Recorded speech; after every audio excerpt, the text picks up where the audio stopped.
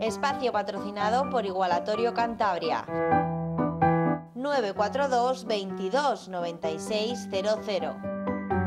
Sing, oh, oh,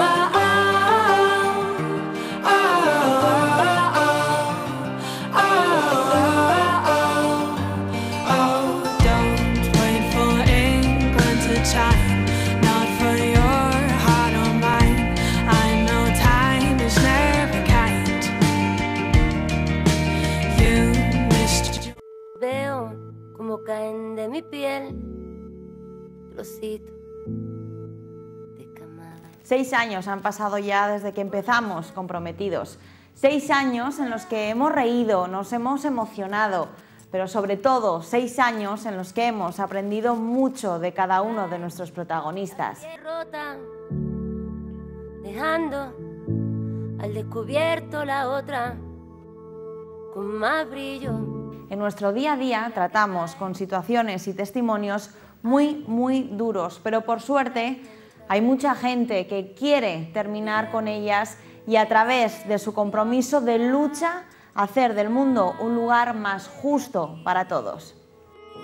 Mi piel en silencio grita oxígeno. Os invitamos a que nos acompañéis en este viaje un año más, porque sin vosotros que estáis al otro lado, esto no tendría sentido. Hoy comienza la 6ª temporada de Comprometidos. Respirar para sentir mejor, respirar para aliviar el dolor, respirar, respirar, respirar.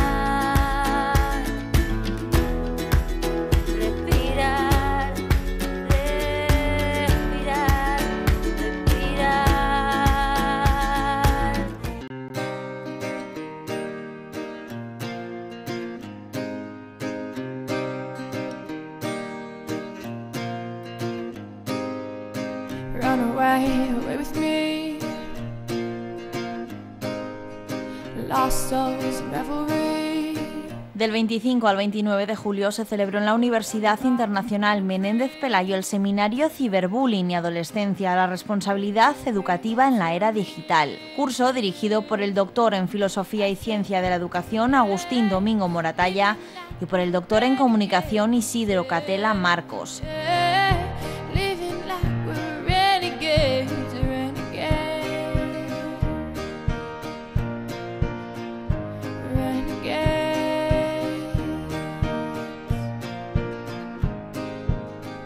Cinco días dirigidos a profesionales de la educación, a miembros de asociaciones de padres de alumnos y de organizaciones juveniles, a graduados o estudiantes de magisterio, psicología, sociología, entre otras carreras, y también a profesionales de la informática y sus aplicaciones educativas, aunque era un curso interesante para el público en general, y es que lo que entre las paredes del Palacio de la Magdalena se trató debe ser conocido por la sociedad en general.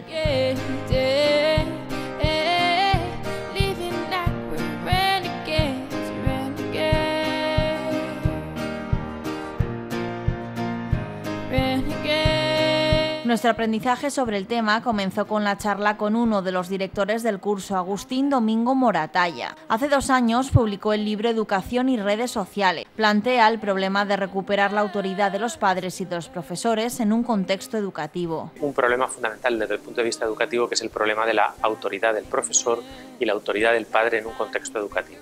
Entonces yo creo que las redes sociales suponen un desafío educativo importante y era el momento adecuado para reivindicar un cambio cultural dentro del sistema educativo y en ese cambio cultural recuperar un elemento importante que es la autoridad del maestro y la autoridad de los padres.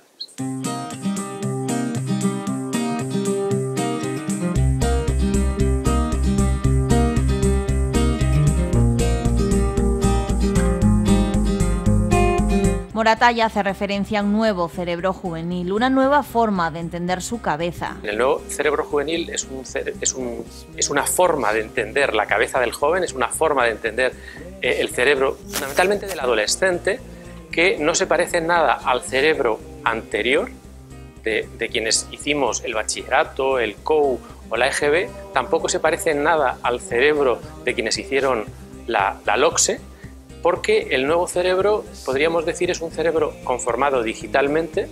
El mundo del nuevo adolescente es un mundo que está por conformar, es un mundo muy global, no es un mundo nacional, no es un mundo tribal, no es un mundo aldeano, sino que es un mundo global, sin límites, abierto, donde hay mucho vacío moral. Es decir, el nuevo cerebro juvenil es el cerebro de una persona que cae al vacío. Es como si se lanzara en paracaídas sin paracaídas y te lanzaras al espacio y no supieras quién te va a recoger y dónde te va a recoger.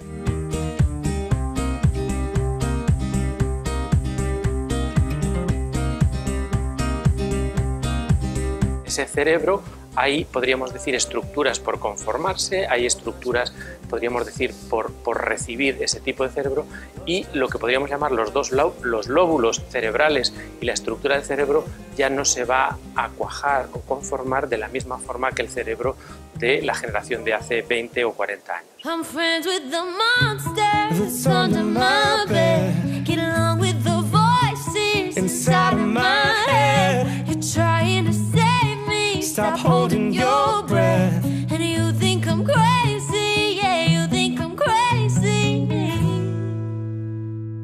I see this life like a swinging. En los últimos años hemos asistido a un gran desarrollo de las neurociencias. Las nuevas tecnologías del diagnóstico por imagen nos han permitido adentrarnos en el funcionamiento del cerebro humano. Estos cambios han afectado de tal forma a las ciencias humanas que ahora la psicología y la sociología de la educación se han visto obligadas a dialogar con las neurociencias. El resultado más inmediato ha sido el nacimiento de un nuevo ámbito del conocimiento que recibe el nombre de neuroeducación. La neuroemoción es la constatación en las estructuras neuronales de impactos que mueven al sujeto en una dirección u otra.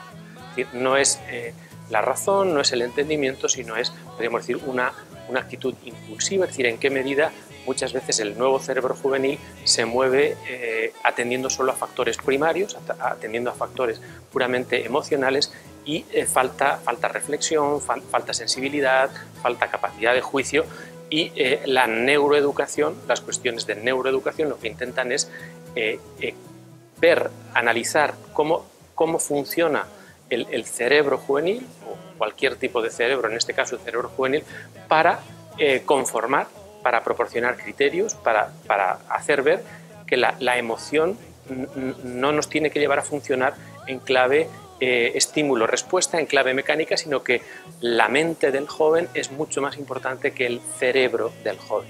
El cerebro sería la parte mecánica, mientras que la mente sería una parte que englobaría lo mecánico, que sería una parte, vamos a llamarlo, espiritual, intelectual. La distinción entre el hard y el soft, entre lo que sería lo físico y lo mental, lo cerebral, también es aplicable en neuroeducación. Como veis, todo está cambiando. Quizá podríamos arriesgarnos a decir que todo ha cambiado, por lo que la educación hoy plantea una serie de desafíos. Los nuevos desafíos de la educación juvenil en general, yo creo que están relacionados, es decir, yo lo situaría en un ámbito absolutamente revolucionario, que es el ámbito del conocimiento de sí mismo y el silencio. Es decir, en una cultura donde lo realmente importante es la utilidad, la instrumentalidad, podríamos decir, y la eficiencia, los jóvenes no tienen referencias que tengan que ver con la intimidad, con el silencio, con la capacidad de escucha a sí mismos, con la capacidad de cuestionar el tipo de cultura que han recibido, y por lo tanto falta capacidad de escucha, capacidad de silencio, capacidad de entrenamiento para uno mismo y demás. Entonces, hemos organizado el sistema educativo para que los jóvenes sepan inglés, sepan matemáticas, sepan lenguas, sepan de todo, conozcan de todo, pero no se conozcan a sí mismos. Entonces, yo creo que uno de los desafíos más revolucionarios desde el punto de vista educativo es la educación para el conocimiento de sí, para el cuestionamiento del mundo en el que están, y sobre todo para el encuentro consigo mismo y sobre todo con el otro, es decir, no están entrenados para conocer al otro. Blackbird singing in the dead of night.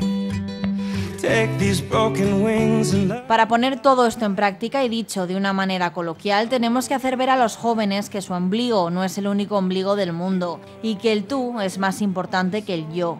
Moratalla dice que la educación muchas veces consiste en desobligar a los adolescentes. Haciéndoles ver que su ombligo no es el único ombligo del mundo, sino que en realidad el tú es más importante que el yo. Entonces, la educación muchas veces consiste en el desobligar a los adolescentes, desobligar a los jóvenes a darse cuenta de que el tú es más importante que el yo. Esto muchas veces lo hemos encontrado en actividades de voluntariado, en lo que ahora llamamos aprendizaje-servicio y en determinado tipo de iniciativas donde uno descubre que la necesidad, el tú, en realidad el mundo va a necesitar algún tipo de ayuda tuya y tú vas a ser muy importante en ese mundo, pero siempre y cuando te des cuenta de que el vínculo entre ese yo y ese tú es más importante que tu propio yo, que tu propio ombligo. Entonces se trataría de reconstruir un tipo de identidad que tuviera introducido al yo, fuera consciente del tú y de la importancia del vínculo del tú y los demás en esa autonomía o en esa, podríamos decir, conformación del yo. Es decir, si no hay una identidad solidaria, si no hay una autonomía solidaria, no hay una verdadera autonomía. I'm a big, big girl in a big, big world. It's not a big, big thing if you leave me, but I do feel that I do will miss you much, miss you much. En el ámbito cultural, los expertos han advertido de la presencia de un déficit cultural en la nueva sociedad española. Y es que cuenta con recursos limitados para reducir los niveles de ruido existentes entre los expertos que describen las posibilidades de afrontar la crisis y la educación del ciudadano medio. Para algunos analistas de la sociedad española, el ruido son los intereses partidistas, cortoplacistas y estrictamente financieros de ciertos agentes que intervienen en la opinión pública. Los niveles de ruido son menores cuando los ciudadanos son más activos y tienen un mayor bagaje cultural. Claro, el déficit cultural en el sentido de que hay poca capacidad de lectura, leemos frases muy sencillas, frases muy breves. Nuestros alumnos construyen fácilmente un tuit con 140 caracteres, pero, por ejemplo, si empiezas una clase recordándole a los alumnos de universidad, por ejemplo, de bachillerato, qué es un prefijo y qué es un sufrijo, y que la clase va a constar fundamentalmente del análisis de los prefijos y los sufijos, y bueno, pues ¿qué estoy aprendiendo? Pues bien, sin prefijos y sufijos no sabríamos qué hay detrás de las palabras, qué hay detrás del lenguaje. Entonces, a veces el déficit cultural significa el recordar lo obvio.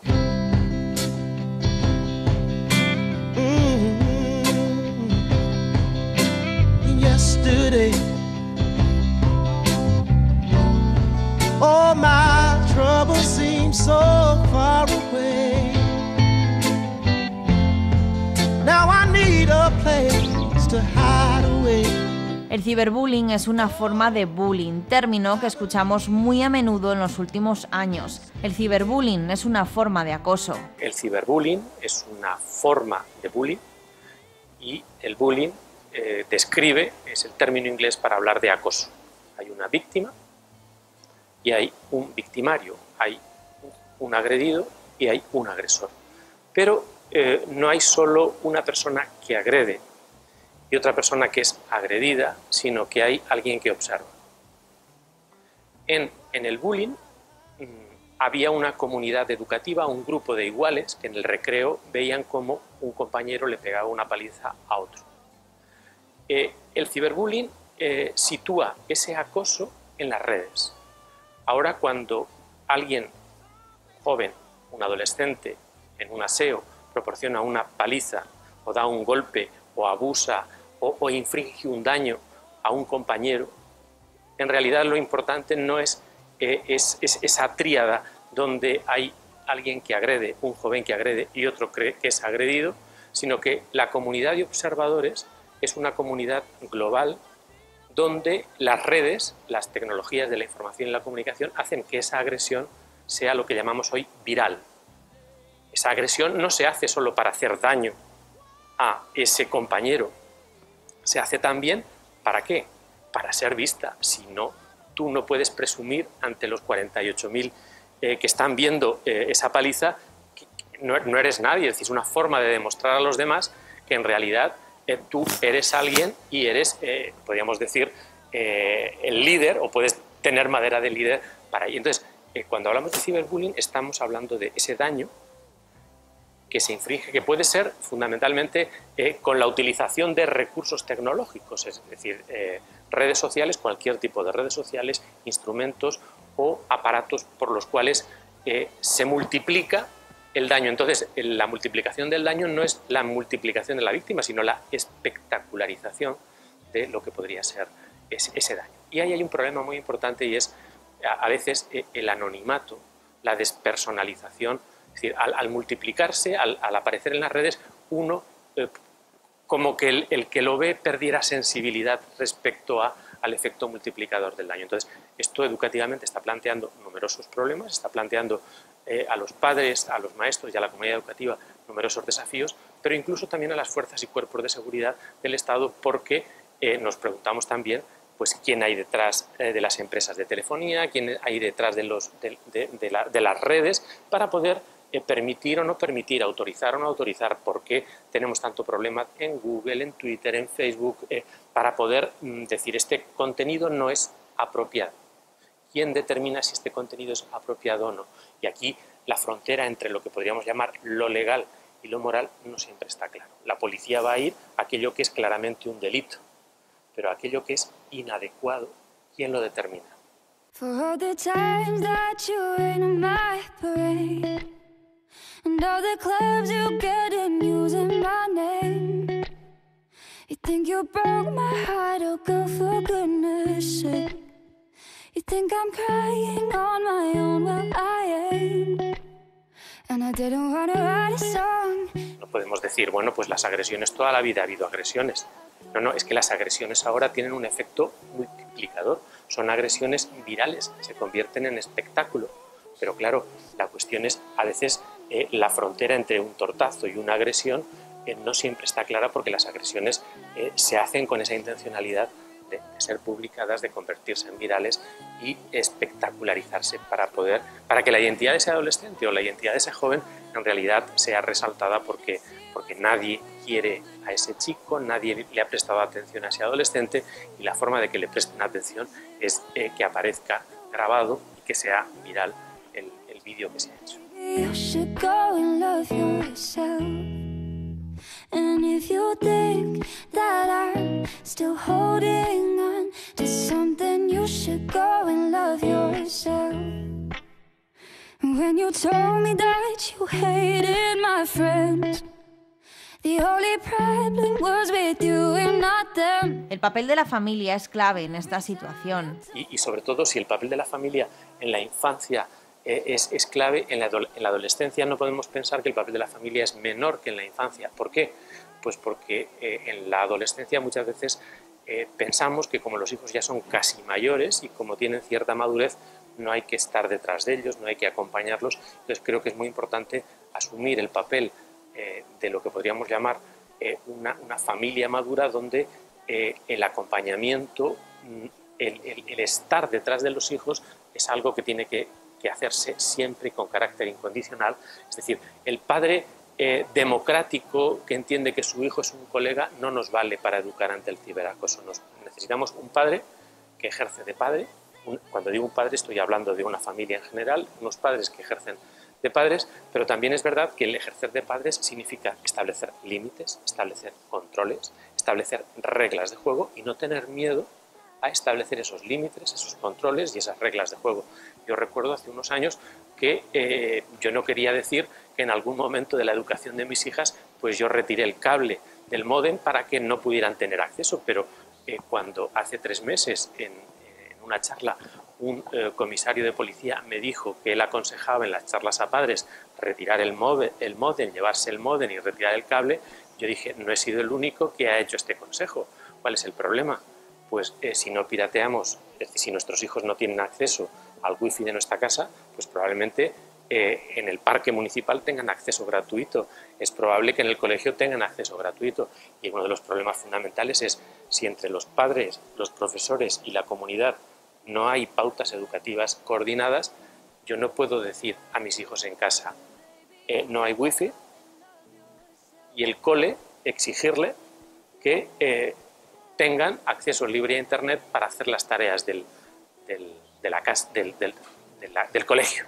Entonces, falta lo que podríamos llamar un sentido de la comunidad educativa, porque nuestros hijos reciben instrucciones, vamos a llamar ciberinstrucciones, en el colegio en una determinada dirección, por parte de los padres reciben otras ciberinstrucciones y por parte de los medios de comunicación y de sus compañeros reciben otras ciberinstrucciones. Y al final ellos pueden recibir mensajes contradictorios y tienen que gestionarse ellos su propia ciberensalada.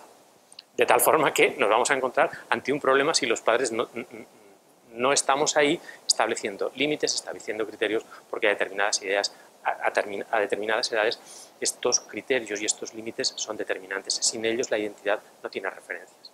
Pero ahora viene la pregunta difícil. Ante esto, ¿cómo podemos aunar a todos y trabajar en un mismo camino para que no se den estas peligrosas situaciones? Pues eso es muy difícil. Entonces yo creo que los padres tienen que aceptar acudir a escuelas de padres desde el punto de vista educativo. Los profesores tienen que darse cuenta de que no pueden educar bien si no coordinan con las familias, y luego darnos cuenta de que el pueblo, la tribu, el ambiente, en otros momentos era muy fácil conocer la tribu, pero hoy la tribu no existe, la tribu es una jungla. Y entonces los padres en casa, por un lado, y los profes o la institución educativa necesitan trabajar mucho más en conexión, porque no hay tribu. Hay jungla y por lo tanto exige más responsabilidad tanto de padres como de padres.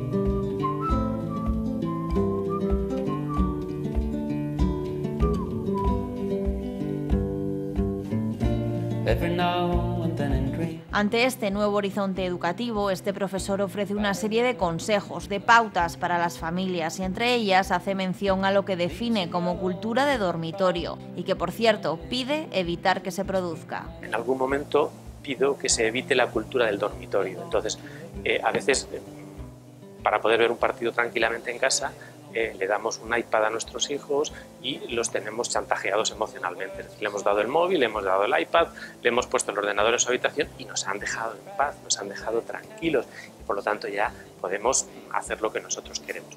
Pero ahí no está la solución.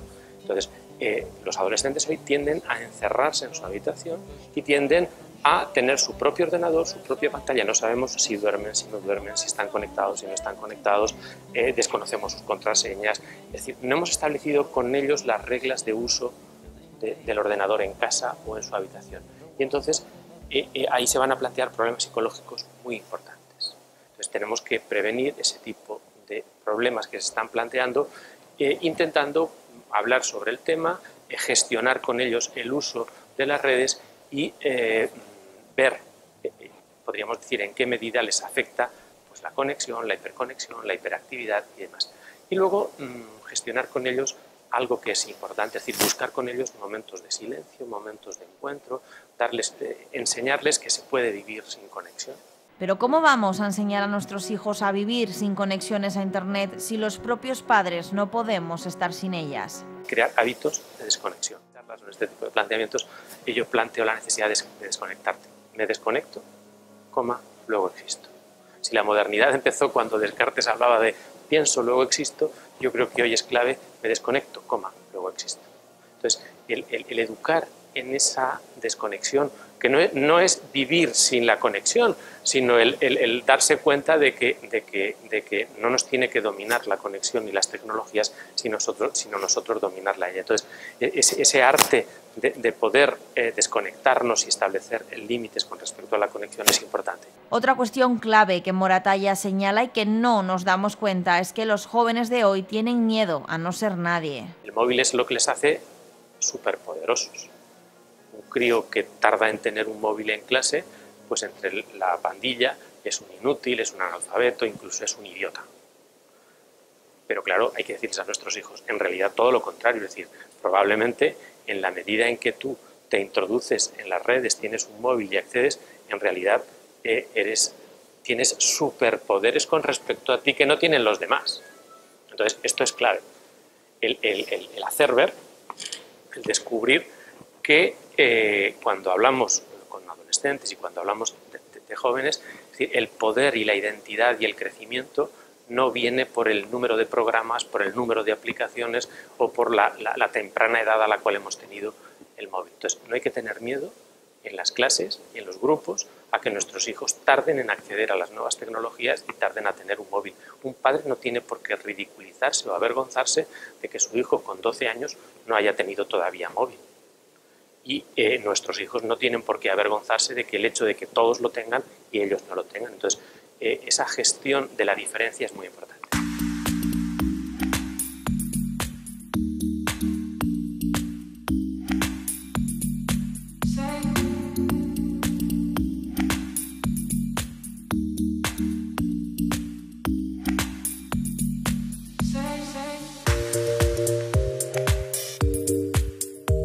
A medida que el curso se iba desarrollando, el resultado era de lo más positivo. Había una gran demanda de las reflexiones que ellos ofrecen, mucho público con ganas de saber más sobre este tema, que busca pautas también para su día a día, pero también un gran resultado por parte de la opinión pública, de los medios de comunicación entre los que nos incluimos y que queremos saber más acerca del ciberacoso. Y precisamente por eso no vamos a dejar aquí el tema. La semana que viene os ofreceremos más datos, más información sobre el ciberbullying, de la mano de otro de los directores del curso y doctor en comunicación, Isidro Catela Marcos, el doctor en filosofía y letras y también secretario general de este curso, José Luis García Martínez, pero iremos más allá porque el equipo del programa hablará además con Javier Urra, gran conocedor de estos temas, y con el jefe de servicio del Plan Municipal de Drogodependencias y Unidad de Prevención Comunitaria en Conductas Adictivas, Francisco Jesús Bueno Cañigral.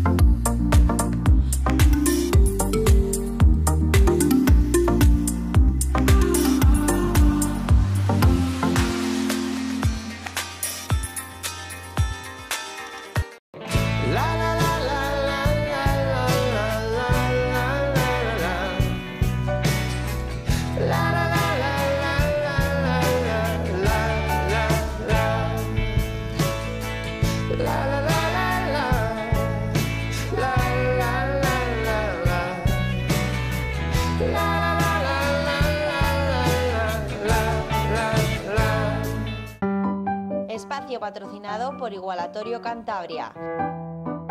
942 22 96 00.